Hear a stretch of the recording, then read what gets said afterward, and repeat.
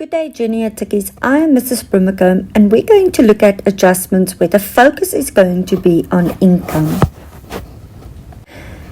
With regards to income, there are two types of adjustments. One, income received in advance. Another word for that is deferred income, which means that we've received it in advance, and anything that we've received in advance must be taken out. So it's always subtracted from your income account.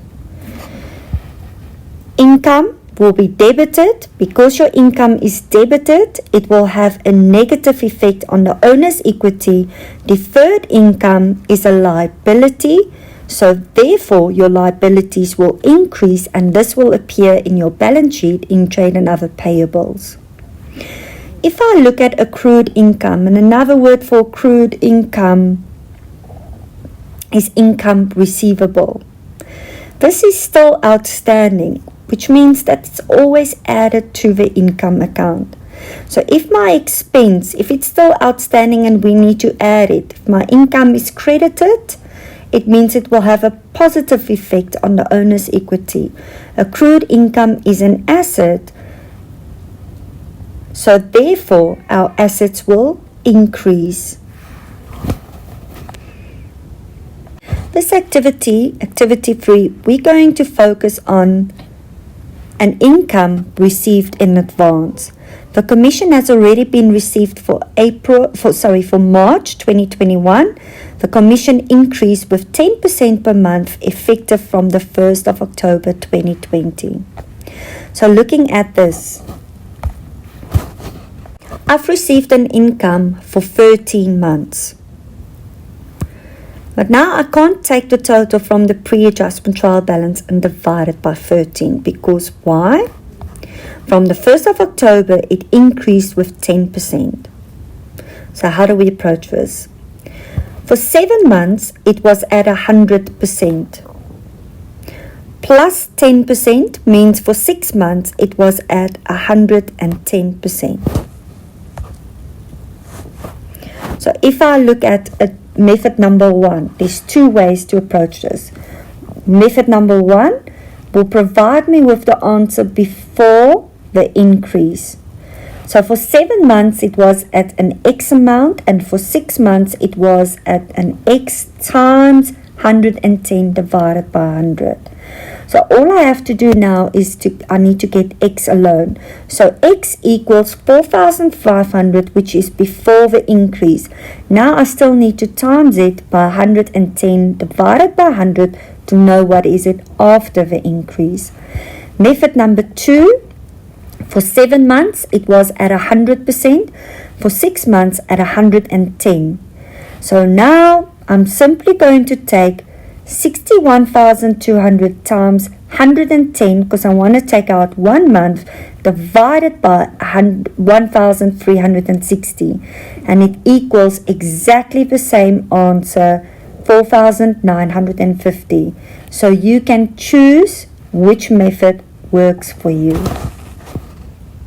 So I'm going to start with the totals from the pre-adjustment trial balance.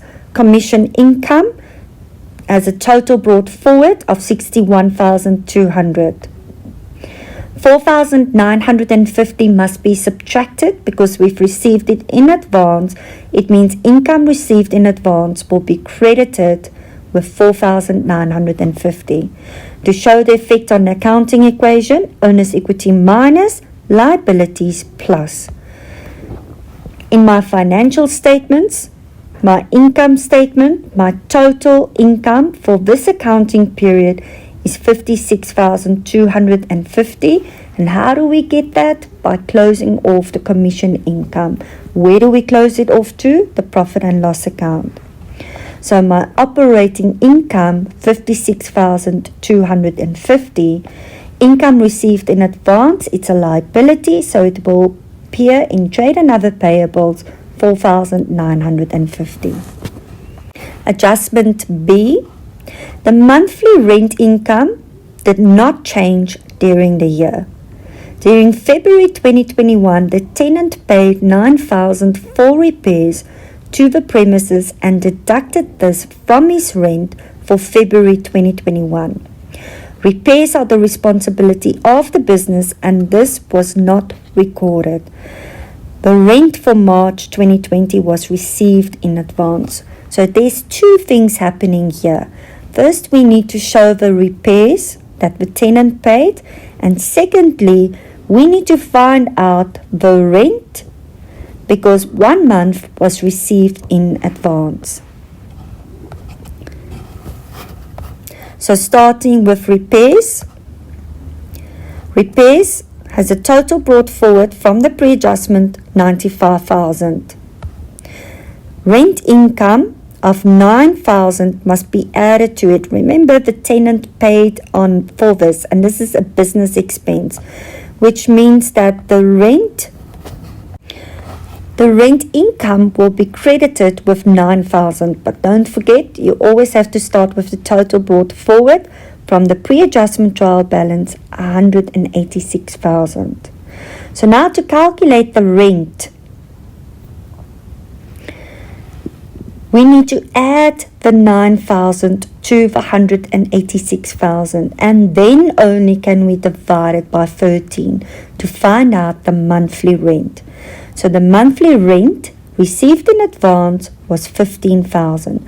Remember, this tenant deducted it from his rent, so this is why we need to add it.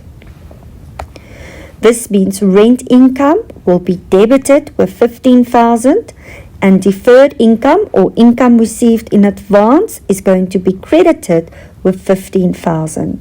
To show the effect on the accounting equation for all of this, owner's equity plus minus 9,000 for the repairs, because account debited was repairs, account credited rent income. For the income received in advance, owner's equity minus 15,000 because my income decreased, and liabilities plus 15,000. So in my income statement, my total expense for repairs is 104,000, and my total expense for rent income is 180,000. So all we did, we closed off repairs and rent income to the profit and loss account. Deferred income will appear in trade and other payables, 15,000. Activity 4. Show the effect on the accounting equation. Indicate how it will appear in your financial statements. The adjustment. Commission of 2,150 is owed to GF Stores. This has not been received. So if it's still owed, it has not yet been received, it is still outstanding. It means we need to open accrued income and commission income.